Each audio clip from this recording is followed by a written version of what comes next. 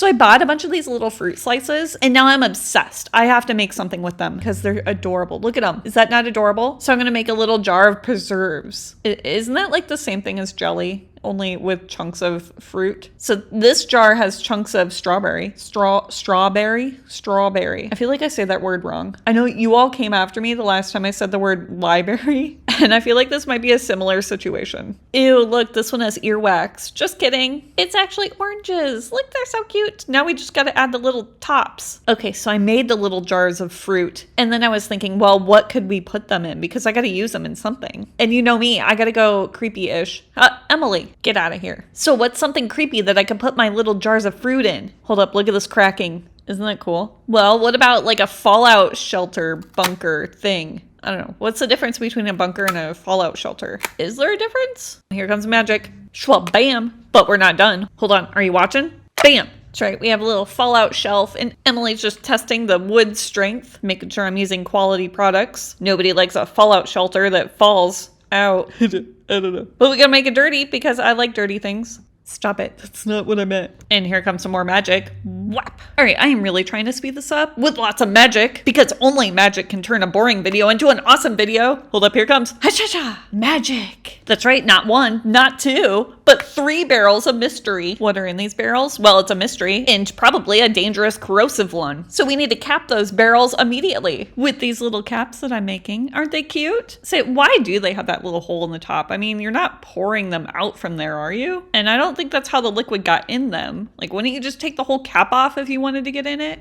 Unless you have some sort of hose that goes in there. That could be it. Anyways, now I'm just adding these little metal plates to make it more bunkerish. You know, more homey, as a bunker should be. And then I'm just putting this bird nest in the corner. Or maybe it's overgrown weeds, which doesn't really make sense now that I think about it. Because isn't a fallout shelter supposed to be like vacuum sealed so that the fallout doesn't affect you? Isn't that the whole point? So if there's weeds or a bird nest, that means that it's open to the elements. Unless we're eating the elements. Yeah, that could be. Maybe we're eating the pigeons. Well, not we.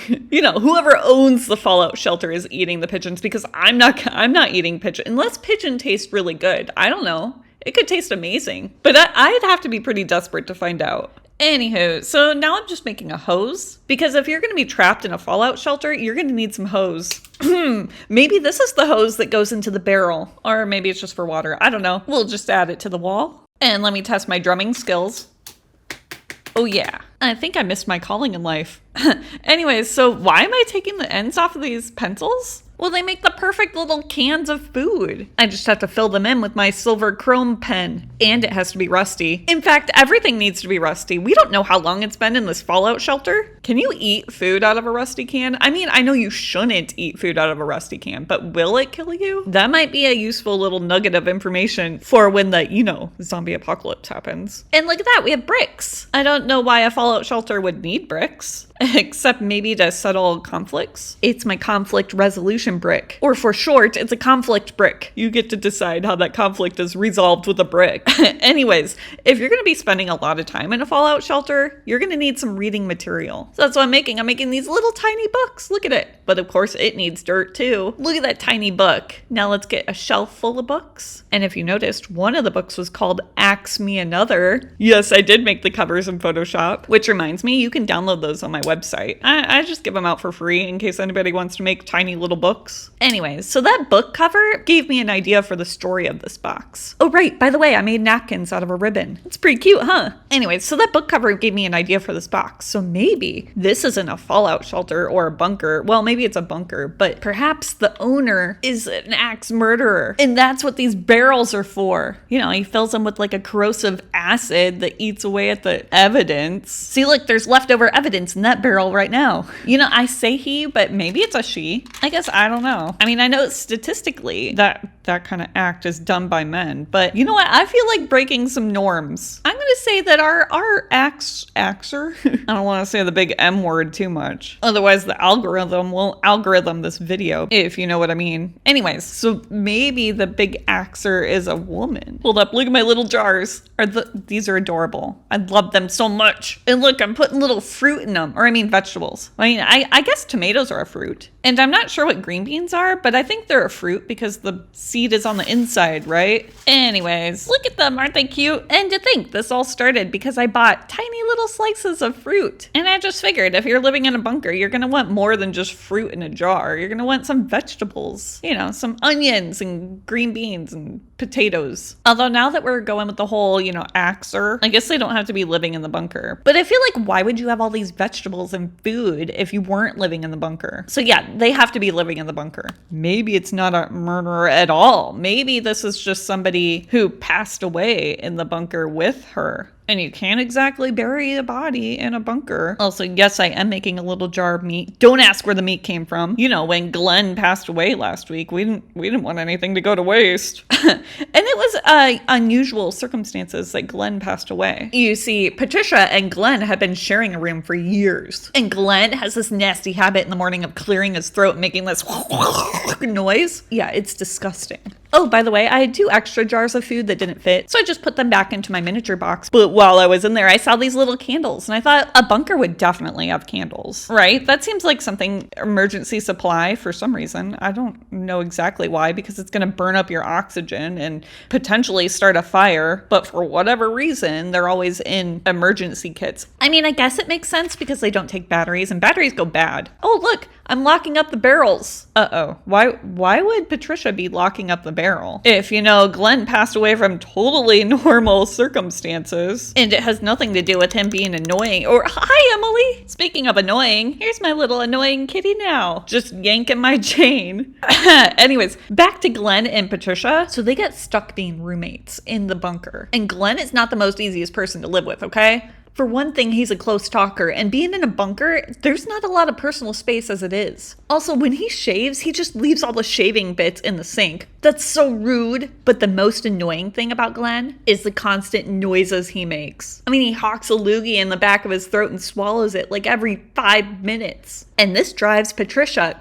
crazy. So after years of plotting and reading mystery novels, like Axe Me Another, she devises a plan to lock Glenn up with these handcuffs that I just made. Are they cute? They're cute handcuffs. If handcuffs could be cute, they'd be cute. Anyways, so one day after Glenn was standing way too close while mansplaining something dumb like women's anatomy or something, then hawks a loogie and swallows it. And Patricia just snaps. I mean, I don't blame her. However, she forgot all of her planning and she picks up this axe and does away with Glenn. Glenn is no more. Goodbye, annoying Glenn. Hold on, I know this is the most exciting part of the story, but what is this?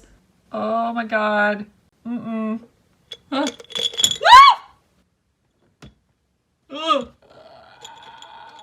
god. No, this is God. Video evidence of me having a breakdown right now. And look, I think I kill it, but I don't. And I don't know that until I look back on the video. There goes. See, I think I'm clear. I think it's dead. It's not. This spider is currently in my studio somewhere, probably chilling in a teapot, making babies. If I go missing, we know it was the spider.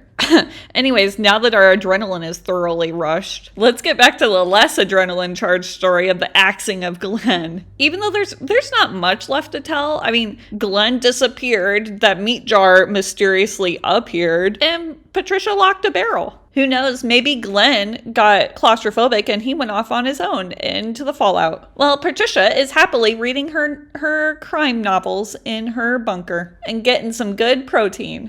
I don't know. Although I don't know what that other skull would be in that other barrel. Unless Patricia finds a lot of people annoying. Or maybe she lures people into her bunker just for the protein. Or to run experiments on the, I don't know. Anywho, look, I'm making a ladder. And apparently I can't figure out what color to paint my ladder. Finally, I just painted a whole bunch of different colors. And one of the last things I need to do is add the glass. Ooh yeah, it's like peeling dead skin. Is that not satisfying? Let's slide her in and look at that, we're done. Do you think this is a good showcase for my preservatives? Because remember, I have little fruit. Did you forget? I have little fruit jars. Also, don't forget to follow because that really helps me out. And comment and like and do all the things. Okay, thanks. Bye.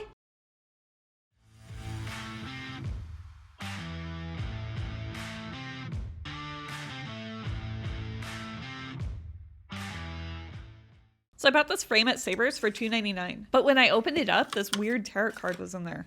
I hope this isn't foreshadowing for something. Isn't the Three of Swords a really terrible card? I don't remember, and I'm too scared to look it up. So we're gonna forget it existed. Because that's how you get rid of all your problems, is you just forget that they exist, and then they go away on their own, probably. But the one thing that I'm not willing to forget is how much I want a circle window in my real life, which is probably why I build a lot of circle windows in my art. So I used some Shrinky Dink plastic and shrunk it down for the glass. But we want our window to look pretty realistic, so I gotta light up the backside. Also, lights make a project 73% better, which is almost as good as the circle window. Circle windows make a project 103% better. And since I'm a crafty chick, I used the frame part out of my cameo mold to frame my circle window. I think that's the right word, cameo. You know, those necklaces with the lady bust. I'm not sure. I've only actually seen that word. I've never heard it said. Hold up, watch this transition. Schwabam. Look at that. We got 2 little crates. But what are we gonna fill our crates with? Ashley, what are we filling our crates with? Are those tummy noodles? They sure are. Luckily, I have a whole box full of leftover body parts. Okay, do not take that phrase out of context. I do not own a real box full of body parts, but I do have a whole bunch of boxes full of other things. See, look at all my boxes. I bet you never thought I was organized. Look, I even have a box full of, okay, that's my sister's teeth. Look, my mom gave them to me, okay? It's not that weird that I have my sister's teeth in a box. I don't know why she didn't give them to my sister. Also, where are my teeth? I never got my teeth. I would love to have some little Ashley teeth in a box. Oh yeah, I gave my teeth to the tooth fairy. I forgot. Anyways, back to this art because we went on a really weird tangent. Look at that, we got our crates done. And now I'm gonna put them right here. So in case you're wondering, we're making an attic. Attic. Look, some of you get really triggered about how I pronounce words, so I'm trying to pronounce them correctly. Anyways, so I was thinking every attic needs a monster because that's where I assume monsters live during the day, is in your attic. So I did this really terrible monster thing and it was so bad. So I ended up scrapping that, but I've been trying to include some mistakes in my videos because you know what? We're not all perfect, and sometimes the first idea is terrible, and that's totally fine. Did I spend 2 hours making that monstrosity? I sure did. But I knew it was a terrible idea after I made it, so I moved on. Oh, and here comes Emily giving her moral support. Thanks, Emily. I couldn't have done it without you. Well, now that we have Emily's approval, maybe we should make up a story for this box. Okay, here's what I'm thinking. So this attic is in an old mansion owned by the Foxworth family. If you know, you know. Anyways, this family was so rich and powerful that they owned a whole staff of people. And the way that they got rich and powerful was this monster octopus in the attic. You see, the monster would do whatever they wanted as long as they made a sacrifice to it. You know, not just like an animal, like, you know.